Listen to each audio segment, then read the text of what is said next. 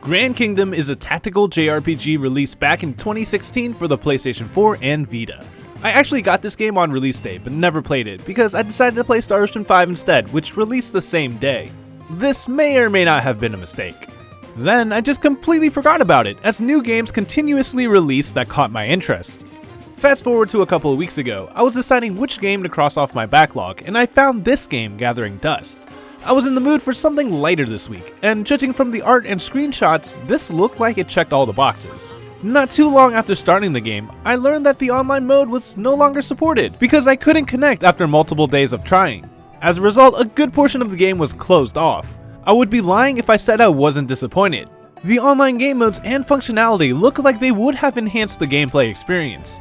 The national shops couldn't be accessed where rare items could be bought. I couldn't get into the barracks, though that only dealt with war upgrades, and I couldn't even participate in that anyway, as that was the main online PvP mode.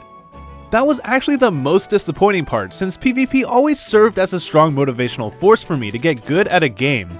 Because I couldn't actually try out wars, I don't actually know how they worked, but it looked like a cool concept that would have been fun. It didn't help that I was constantly reminded of the no longer functioning online mode every time I would load a save. Each time, I would get shown my status report that details information about wars, and it was always blank. These constant reminders and the inaccessible menu options made me think it's probably too late to start playing, and I considered dropping it. But as much as it sucked to not be able to take advantage of the online modes, I still had plenty of fun playing Grand Kingdom. It did a lot of things right and gave me exactly what I was looking for, enough for me to want to play through the story and complete the content that was available to me. The art style was the main aspect that appealed to me as I was looking for games to play. It reminded me of Vanillaware's art like Odin Sphere, which was another game I really enjoyed. It had a cartoonish look, but not overly anime, which was a nice contrast to most of the mainstream JRPGs. The characters were designed well in terms of visuals and personality, making them more likable. They had good facial expressions and body language when they were interacting with each other, giving them much more charm. This was pretty important since the interactions in the limited story sequences was the only way to really get to know the characters and their behavior. The game doesn't have a traditional explorable world, meaning there are no avatars, no towns to walk around, and no story NPCs to talk to. Instead, story progression is handled from menus by selecting quests to do from a board, and this is where all the story expositions happen. There will be multiple entries for the main story quests, and there will also be some entries for repeatable side quests. Each quest has a turn limit and will fail if the limit is passed before the objective is complete, giving them a bit of urgency, but the time limits were pretty high, so it was never something I really had to worry about outside of side quests. They were also pretty varied with different objectives, keeping things fresh. There were quests dealing with defense, resource gathering, escorts, and extermination, which made them feel less repetitive as I wasn't doing the same objectives repeatedly back to back. If I was tired of one quest, I could go do another. When partaking in a quest, the exploration of the level is handled a bit uniquely. On the map, the heroes are displayed as a chess piece. You control this piece and traverse along a path, like a maze of sorts, while trying to complete your objective, with each move taking up a turn. I never played a game that was quite like this before, so it was pretty new and a welcomed experience. As I scurried across the map trying to complete quests, there were many things to actively think about that kept things entertaining. There were a lot of different ways to approach objectives, and plenty of things to do. Besides keeping the turn limit in mind, I had access to items that helped me traverse the map and deal with problems. Some items affected enemies, while others provided support. There were also obstacles that blocked my path, such as traps or various environmental hazards, which could be handled in different ways. Using caution uses up 3 turns to get by the obstacle. Forcing the way through reduces health by 20%, or using a limited item called a disaster talisman will remove it altogether. Besides the obstacles, there are also enemies roaming around the map with various speeds. Some move 2 spaces at once, while others take 2 turns to move 1 space, but most of the time they just move 1 space at a time. Sometimes I wanted to get by without fighting and just pick up all the chests and resources on the map, so I had to plan out my routes and take everything into account. But it wasn't always possible to avoid enemies. Combat will occur when crossing an enemy's path. Grand Kingdom is a tactical game, but it doesn't use a grid system like most of them do. Combat is fought on a space with 3 horizontal lines that can be traversed. Each character takes turns using their move points to move, and action points to perform actions, such as stringing a variety of attacks together to form a combo. As characters level up, they learn more types of attacks and can do more with their combos, such as launching a character into the air for a juggle, or knocking them into other characters. Some characters also have charge abilities, which takes a few turns to cast, but offer very useful effects like heavy damage. Assist and Grit were two mechanics that made combat more interesting by adding in more ways to win, or lose. Assist lets another character jump in for the finishing blow if they were on the edge of defeat, and Grit lets a character hold on to life and survive an otherwise fatal blow. Grand Kingdom did a couple of other things well that further helped make combat more entertaining.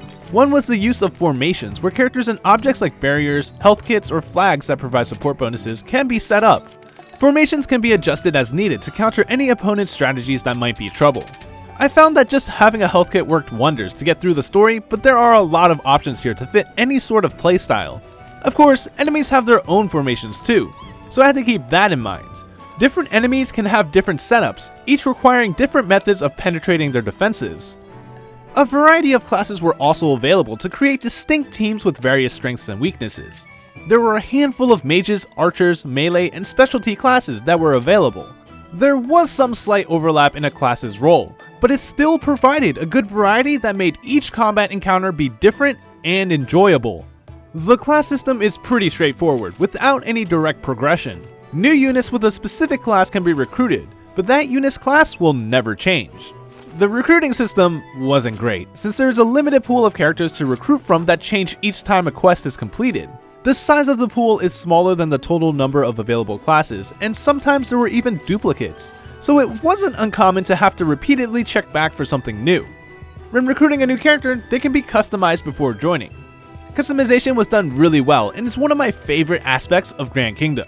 There were a decent amount of options like hair, skin color, clothing palette, and voice that can be adjusted to my liking. A character's look can be further adjusted depending on the weapon and gear that is equipped, which not many games do, so this was a nice feature. This made characters stand out even more and gave me more control over their appearance. Sometimes they looked funny with their attached emote gear, sometimes they looked cool with their badass aviators on, but they always kicked ass. Different equipment also have a certain number of slots where gems can be placed, giving additional bonuses to attacks or stats. This gave even more options and allowed builds to be a little more varied among characters with similar classes. Deciding on what gear to use was something I had to wrestle with because I had to decide whether I wanted my characters to look good or to be good. I always went with look good because, obviously, that's the correct choice. More clothing palettes can be unlocked through the only real progression mechanic in the game, which requires resetting characters back to level 1, similar to Disgaia's transmigration system.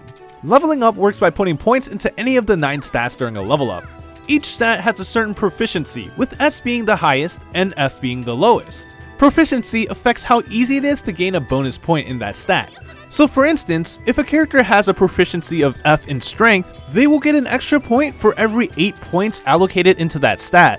If the proficiency is S, it only takes 2 points to get an extra point, so it's much faster to reach that max stat of 99. This becomes really important because as a character levels up, the points given are eventually decreased to 1, which as you can imagine makes it really hard to max out all the stats. In order to increase proficiency, specific scrolls or tomes are needed, which will also reset their levels back to 1. Maxing out a character just involves resetting characters until all their stats reach S proficiency. It was a little annoying resetting every time, but it gets easier to level up later in the game. The worst part was actually finding those items, which were really rare, and finding the right one that would improve the stat I wanted. This made it pretty hard to reset my levels even when I wanted to, since I didn't have the means to do it. Overall, Grand Kingdom was a game I enjoyed very much, despite not being able to play any of the online modes. There were still many activities to keep me busy offline, and there is still story content that was interesting, even though it was on the lighter side, without any deep themes. I got to learn about this world that is at war with each other, and how it started. Each faction had their own short stories that provided a glimpse into how they operated, giving me a perspective into each nation's ideals and traditions. It's really easy to paint the enemy as someone that's evil, while the home team is fighting for good. But it showed that each nation was still run by people doing what they think is right. It made them feel more humanized instead of being some faceless entity, making the story feel more real and believable. Combined with the nice music, it created a unique experience that was refreshing and different from the games I normally play. I spent a good amount of time playing Grand Kingdom. But also, one of the best parts is that I could play a little bit every day since it was really easy to pick up and follow along. It's definitely a game I'm glad I decided to check out and saw all the way through to the end.